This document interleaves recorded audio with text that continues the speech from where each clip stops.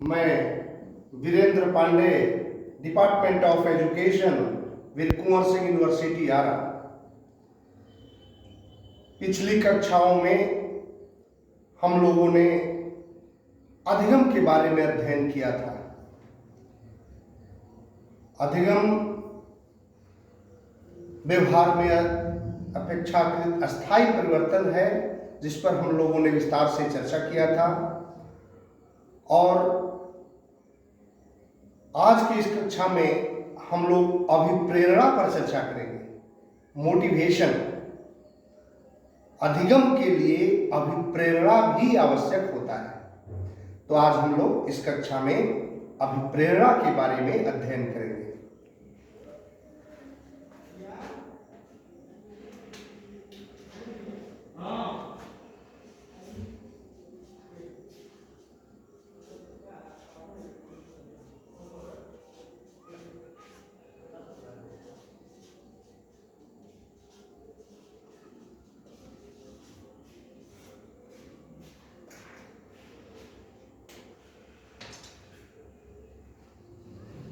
अभिप्रेरणा भारतीय चिंतन में अभिप्रेरणा के 3 स्वरूपों का वर्णन मिलता है। वे 3 स्वरूप कौन कौन हैं? तो वे 3 स्वरूप हैं अधोमुखी, समतलमुखी और ऊर्ध्वमुखी। 3 स्वरूप हैं अभिप्रेरणा के। अब जिस व्यक्ति की अभिप्रेरणा अधोमुखी है, वह व्यक्ति केवल स्वहित की बात सोचता है, निजी स्वार्थ की बात सोचता है। इसके लिए वे लोकहित को बलि दे देना चाहता है, समाज हित की उपेक्षा करता है। लोकहित यानी समाज हित, लोगों की भलाई वो नहीं चाहता, केवल अपनी भलाई के लिए पूरी शक्ति लगाए रहता है। ऐसे व्यक्ति की अभिप्रेरणा अधोमुखी कहलाती है। जिस व्यक्ति की अभिप्रेरणा समतलमुखी होती है, वे व्यक्ति लोकहित के लिए कार्य करते हैं, परंतु वे अपना भी हानि नहीं चाहते।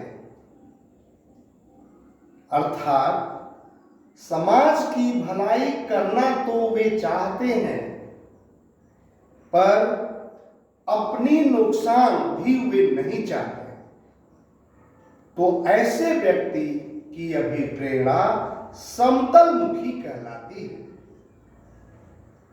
और जिन व्यक्ति की अभिप्रेरणा ऊर्ध्वगामी होती है,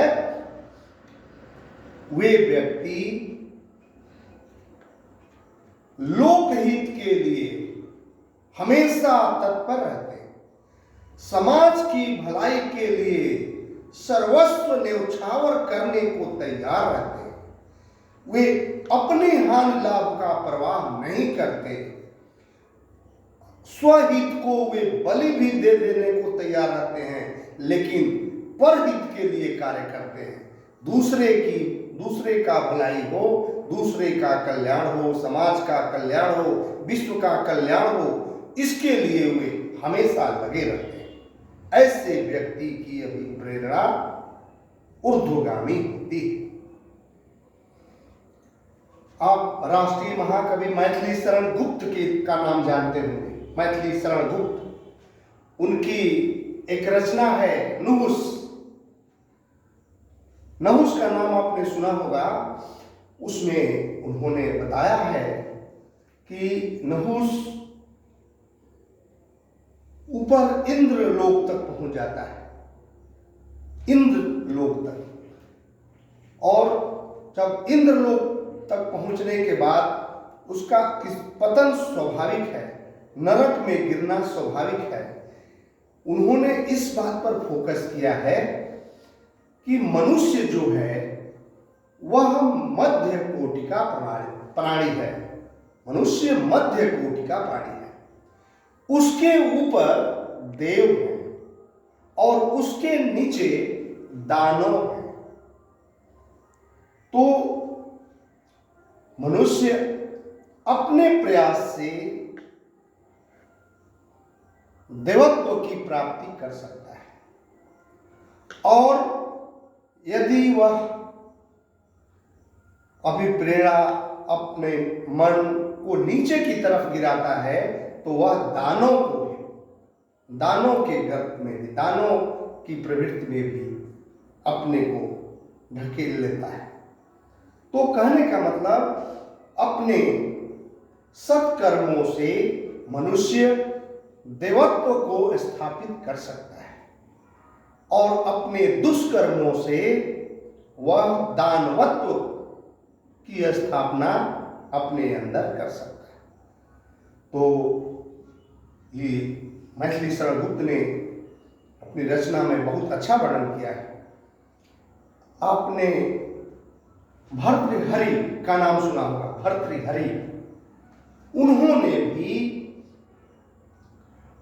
मनुष्यों के 3 प्रकार बताए। 3 प्रकार, मनुष्य 3 तरह का जीव होता है। जैसे सत्पुरुष, सामान्य पुरुष और राक्षस। 3 तरह के मनुष्यों की प्रवृत्ति भर्तृहरि ने भी बताई। जो सत्पुरुष होते हैं वे हमेशा ऊर्ध्वगामी की तरफ, जैसा कि हमने पहले वर्णन किया, अच्छे कर्मों की तरफ, यानी अपना भले नुकसान हो जाए लेकिन समाज का भलाई हो, लोगों का कल्याण हो, तो उस समाज का कहीं भी अहित न हो, इस तरह से लगे रहते हैं। उन्हें देवता के रूप में जाना जाता है। समाज में वो बहुत भारी प्रतिष्ठा पाते हैं, सत्कर्मों में लीन रहते हैं। तो ऐसे व्यक्ति सत्पुरुष कहलाते हैं। सामान्य पुरुष जो समाज की भलाई के साथ साथ अपनी भी भलाई चाहते हैं, अपना नुकसान नहीं चाहते, दोनों की कल्याण में विश्वास रखते हैं, ऐसे लोग सामान्य पुरुष की श्रेणी में आते हैं। और राक्षस वह है जो केवल अपनी भलाई सोचता है, समाज के का कितना भी भारी नुकसान करने के लिए तैयार हो जाएगा, अपनी थोड़ी सी, माने अब कहिए कि बहुत क्षणिक लाभ के लिए उस बहुत बड़ा समाज को नुकसान पहुंचाने को भी तैयार हो जाता है। तो ऐसे व्यक्ति राक्षस प्रवृत्ति के होते हैं, दानव प्रवृत्ति के होते हैं। तो इस पर बहुत अच्छा फोकस किया गया है। इसलिए अभिप्रेरणा मनुष्य के रूप में हम हैं तो कम से कम नीचे न गिरें, हम हमेशा देवता बने, देवत्व को स्थापित करें। इसके लिए सारे ग्रंथ, रामायण, महाभारत, गीता, पुराण सब बने हुए हैं। कुरान, ये सब क्यों बने? कि हम सत्कर्म की ओर प्रवृत्त हों, ये हमें अच्छी प्रेरणा दे ताकि हमारा ऊर्ध्वगामी अभिवृद्धि हो, अधोगामी अभिवृद्धि न हो। क्योंकि मनुष्य जो है बीच में है, न वो देवता है और न वो राक्षस है, अपने कर्मों से उसे देवता बनना होता है। तो ये बात, क्योंकि एक और भी बात है कि पशु प्रवृत्ति और मनुष्य में कोई अंतर नहीं है।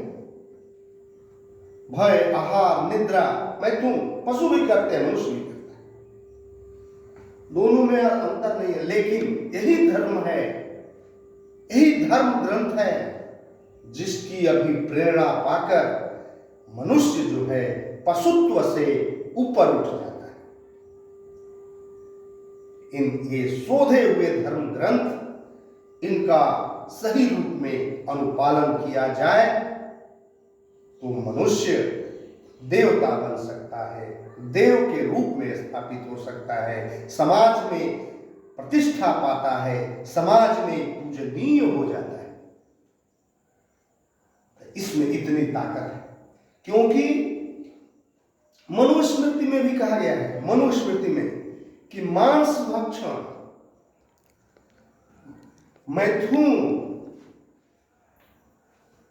क्या कहेंगे, मधुमेह, ये सारी प्रवृत्ति मनुष्य की प्रवृत्ति है।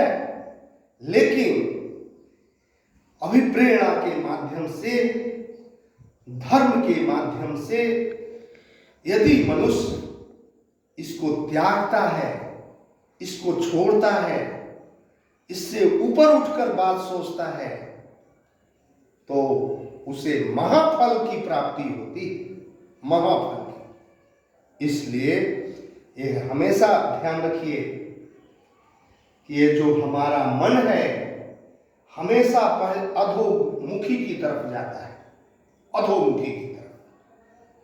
मन नरक की तरफ हमेशा जाता है। जैसे आपने देखा होगा, पानी, जल, जल कहीं भी रखिए वो ऊपर नहीं नीचे ही गिरता है।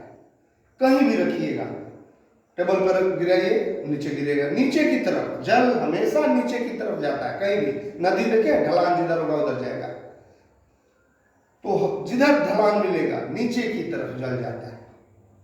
लेकिन इसको ऊपर हम कैसे ले जाएंगे? जल को ऊपर ले जाने के लिए हमें मशीन लगाना पड़ता है, हमें इंजन लगाना पड़ता है, मोटर लगाना पड़ता है, सबमर्सिबल लगाना पड़ता है। तो इसी तरह मन को ऊपर ले जाने के लिए उच्च कोटि की अभिप्रेरणा लगानी पड़ेगी, तब हमारा मन सत्कर्मों की ओर प्रवृत्त होगा, अधोगामी नहीं होगा, ऊर्ध्वगामी होगा। इन बातों का ख्याल रखना बहुत जरूरी है कि हमारा मन हमेशा ऊर्ध्वगामी की तरफ जाए, अधोगामी की तरफ नहीं। आपने महाभारत देखे होंगे, सुने होंगे, पढ़े होंगे। उसमें अर्जुन अर्जुन श्री कृष्ण से प्रश्न पूछते हैं, श्री कृष्ण से प्रश्न पूछते हैं कि आखिर जो मनुष्य है, मनुष्य पाप कर्म की ओर प्रवृत्त क्यों हो जाता है? क्या कारण है? प्रश्न पूछता है अर्जुन कि मनुष्य पाप कर्म की ओर प्रवृत्त क्यों हो जाता है? तो श्री कृष्ण बहुत अच्छे ढंग से उनको समझाए हैं, इस प्रश्न का उत्तर दिए हैं कि अर्जुन, ये काम और क्रोध दो ऐसी प्रवृत्तियां हैं जो मनुष्य के विवेक शक्ति को चाट जाती है। ये काम और क्रोध रजोगुण की संतानें हैं। ये मनुष्य के आंखों पर पर्दा डाल देती हैं, मनुष्य विवेक भ्रष्ट हो जाता है और पाप कर्म में लीन हो जाता है। ये काम और क्रोध पूरे दुनिया में, पूरे वातावरण में अपना पर्दा डाली हुई है। जिस तरह से धुआं आग को ढक लेता है, धूल दर्पण को ढक लेता है, इसी प्रकार ये काम और क्रोध संपूर्ण विश्व के आवरण को, संपूर्ण विश्व के वातावरण को ढक लिया है, जिसके कारण मनुष्य की बुद्धि फेल हो जाती है, मनुष्य सत्कर्मों से भागने लगता है और पाप कर्म की ओर प्रवृत्त हो जाता है।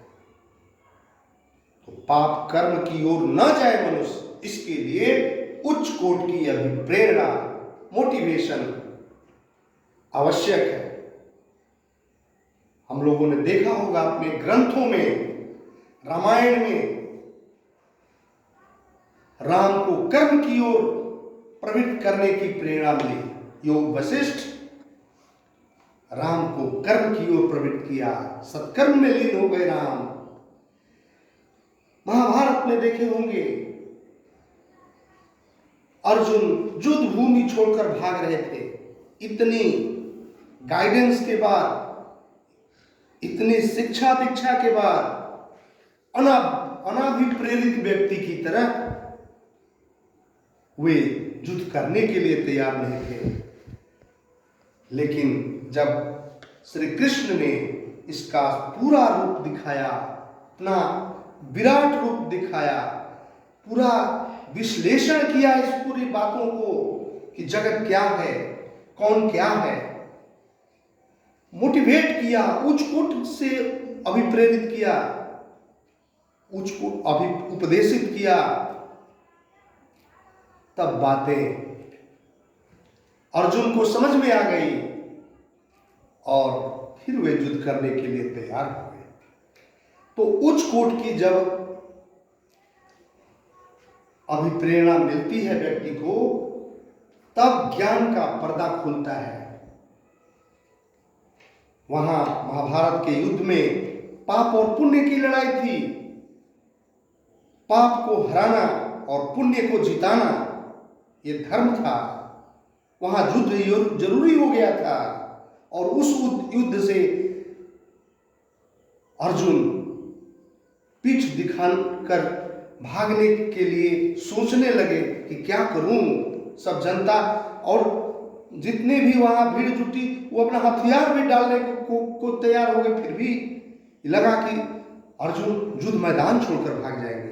लेकिन उच्च कोट की अभिप्रेरणा का परिणाम हुआ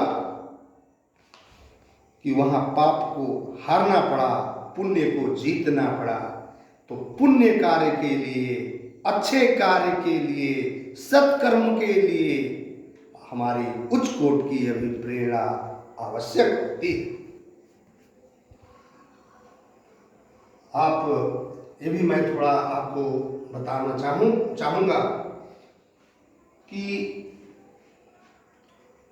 हमारे यहाँ अनुकरण करने की प्रवृत्ति पाई जाती है। अनुकरण करने की प्रवृत्ति पाई जाती है। तो माने जो समाज के प्रतिष्ठित लोग हैं, समाज के माने जाने लोग हैं, समाज के पूजनीय लोग हैं, उनके कर्मों की जो जनता है कुछ अनुकरण करना चाहती है।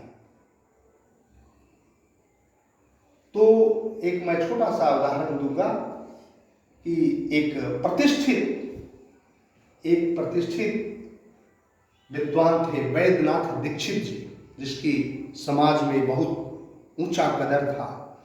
तो वैद्यनाथ दीक्षित जी एक बार समुद्र स्नान के लिए गए। समुद्र स्नान के लिए गए और वहां सोचे कि समुद्र में तो डुबकी लगाकर स्नान करना है, लोटा की जरूरत नहीं है, तो क्यों न लोटा बाहर ही रख दें। लेकिन उनके मन में आया कि कहीं लोटा खो न जाए, तो हम वही बालू में, समुद्र के तट पर बालू में लोटा को नीचे थोड़ा सा गाड़ दिए, ढक दिए और सोचे कि एक ढूहा बना देते हैं, वही बालू का ढूहा बना देते हैं कि पता चलेगा कि यही हमारा लोटा है। क्योंकि पूरे बालू में पता नहीं चल पाएगा कहाँ किधर लोटा है, कहाँ खोजेंगे, कहीं इधर उधर अगल बगल चले गए। तो एक ढूहा बना दिया।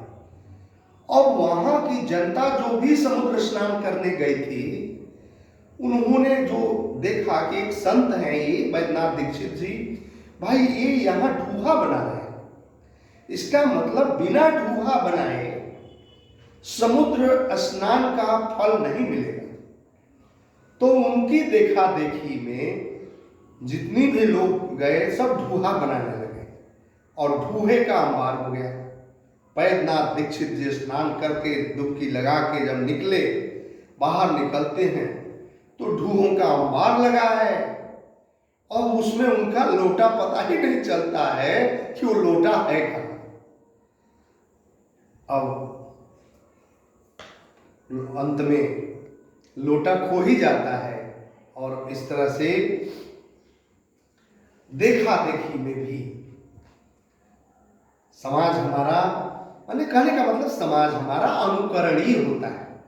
तो अच्छे कर्मों की ओर, हमें अच्छी प्रवृत्ति की ओर हम अपनी शक्ति को लगाएं, अपने अनुजों को, अपनी अगली पीढ़ी, पिछली पीढ़ी को उसके लिए सत्कर्मों की ओर प्रवृत्त करें, ऐसी शिक्षा दीक्षा की व्यवस्था करें, ऐसे वातावरण की व्यवस्था करें ताकि इस अनुकरणीय समाज को भी लाभ मिल सके, ताकि वे भी सत्कर्मों की ओर, अच्छे कर्मों की ओर प्रवृत्त हो सके। तो और मैं एक चीज और बताऊं कि अभिप्रेरणा, अच्छी अभिप्रेरणा के लिए पुरस्कार आवश्यक होता है। कर्म करने की, सत्कर्म करने की प्रवृत्ति और बढ़ जाती है, प्रेरणा प्रबल मिलने लगती है जब पुरस्कार की हम व्यवस्था कर देते हैं। भले पुरस्कार छोटा हो या बड़ा, वह हमारे मनोबल को ऊंचा करता है, कर्म को सही दिशा में अग्रसर करता है। और यदि कर्म में व्युत्क्रम की स्थिति उत्पन्न हो जाती है, उसको घटाने की आवश्यकता महसूस हो जाती है, तो उसके लिए दंड का भी प्रावधान है, दंड की भी व्यवस्था है, नकारात्मक प्रवृत्ति है जिसे लगाना पड़ता है। तो कहने का मतलब कि पुरस्कार और दंड ये दोनों की आवश्यकता है, लेकिन सत्कर्मों की ओर प्रवृत्त करने में, सत्कर्मों की ओर बढ़ने में पुरस्कार का एक अपना अलग महत्व होता है। तो हमें कैसे हम अभिप्रेरित करें? जैसे मान लीजिए, छोटा सा उदाहरण और भी देना चाहूँगा कि एक बालक है और मान लीजिए कि कोई घर में आगंतुक आ गया, कोई घर में आगंतुक बने नया व्यक्ति, अजनबी व्यक्ति या कोई भी व्यक्ति से बालक को नहीं जानता है, आ गया और बालक उसको नमस्ते अभी नहीं किया, लेकिन जब उसकी मम्मी कहती है कि बेटा फलाने अंकल हैं, पहचान लो, फलाने अंकल है, नमस्ते करो बेटा, नमस्ते करो, नमस्ते करो, ये टॉफी देंगे, ये टॉफी नमस्ते करोगे तो ये टॉफी तुमको हम देंगे। अब टॉफी के प्रलोभन में, पुरस्कार के प्रलोभन में बच्चा नमस्ते कर लेता है। 2-4 बार ऐसे कर देने से कि टॉफी नमस्ते करोगे टॉफी मिलेगा। अब वो क्या होता है कि कुछ दिन बाद बिना टॉफी के प्रलोभन के भी आगंतुकों को नमस्ते करना सीख जाता है, उसका व्यवहार परमानेंट बदल जाता है, अस्थायी परिवर्तन हो जाता है, तो वह नमस्ते करना सीख जाता है, अधिगम उसमें हो जाता है। तो अधिगम के लिए प्रेरणा आवश्यक है। टॉफी यहाँ मोटिवेशन का काम कर रहा है बच्चे को, लेकिन जब तक वो टॉफी के लेकर नमस्ते कर रहा है तब तक अधिगम नहीं हुआ। लेकिन अब बिना टॉफी लिए हमेशा अस्थायी रूप से उसमें परमानेंट चेंज इन बिहेवियर हो गया, तो बच्चे ने अधिगम कर लिया, सीख लिया, नमस्ते करना सीख लिया। तो अधिगम में भी अभिप्रेरणा का बहुत बड़ा योगदान होता है। हमने ये भी पहले चर्चा किया है कि भारत की शिक्षा केवल पेड़ को ऊपर से सींचने का काम नहीं करती, बल्कि पेड़ की जड़ की गहराई में जाकर सींचती है ताकि पूरा वृक्ष फले फूले। पहले हमारी शिक्षा व्यवस्था थी जिसका उद्देश्य था पूर्ण मानव बनाना, पूर्ण मानव। बाद में आयातित शिक्षा व्यवस्था आ गई, आयातित शिक्षा प्रक्रिया आ गई, आयातित शिक्षण संस्थाएं आ गई। परिणाम क्या हुआ? परिणाम हुआ कि हम पल्लवग्राही शिक्षा देने लगे, और पल्लवग्राही शिक्षा देने में हमारे शिक्षा का उद्देश्य जानते हो क्या होके रह गया? हमारे शिक्षा का उद्देश्य मात्र नौकरी पाना रह गया, नौकरी पाना। पहले हमारी शिक्षा की व्यवस्था क्या थी? पहले हमारे शिक्षा की व्यवस्था थी पूर्ण मानव बनाना, देवत्व स्थापित करना। आज ये जितनी आयातित शिक्षा व्यवस्थाएं हुई, उसका उद्देश्य रह गया नौकरी पाना, केवल नौकरी पाना, जबकि पूर्ण मानव में नौकरी पाना भी था, उसके अंदर छोटा कार्य है। पूर्ण मानव बनना बहुत बड़ा कार्य है, पुनीत कार्य है। लेकिन आयातित शिक्षा व्यवस्था जितनी भी हुई, आयातित प्रक्रिया आई, आयातित प्रणाली आई, तो क्या हुआ कि हम केवल नौकरी तक सीमित रह गए। और पहले शिक्षा का उद्देश्य था, कहा गया है सा विद्याया विमुक्त है, विद्या वह है जो मुक्ति की ओर ले जाए। ये हमारा पूर्व का उद्देश्य था। और आज क्या हो गया, सा विद्याया नियुक्त है, विद्या नौकरी के लिए मात्र, केवल जीविका का साधन बनकर रह गई पूर्ण मानव। एक छोटी सी बात और भी मैं बताना चाहूँ आपको कि पहले जो हमारे पूर्वज हुआ करते थे, हम लोग जब पढ़ते थे तो हमारे पूर्वज कहा करते थे कि पढ़ लो पढ़ लो पढ़ लो, पढ़ लोगे तो आदमी बन जाओगे। ये हमारे पूर्वजों की बात निकलती थी, वाणी निकलती थी, पढ़ लो पढ़ लो, पढ़ लोगे तो आदमी बन जाओगे। लेकिन कई दशकों से इधर क्या हमारे पूर्वज बता रहे हैं, अब तो छोटा परिवार में माता पिता बच्चे बस रह गए। पहले दादा दादी सबका पूरा बड़ा परिवार चलता था, संयुक्त परिवार चलता था। छोटे परिवार में बहुत सारी शिक्षाएं मिल नहीं पाती है। और आजकल यह कहा जा रहा है कि पढ़ लो, पढ़ लोगे तो डॉक्टर बन जाओगे, इंजीनियर बन जाओगे,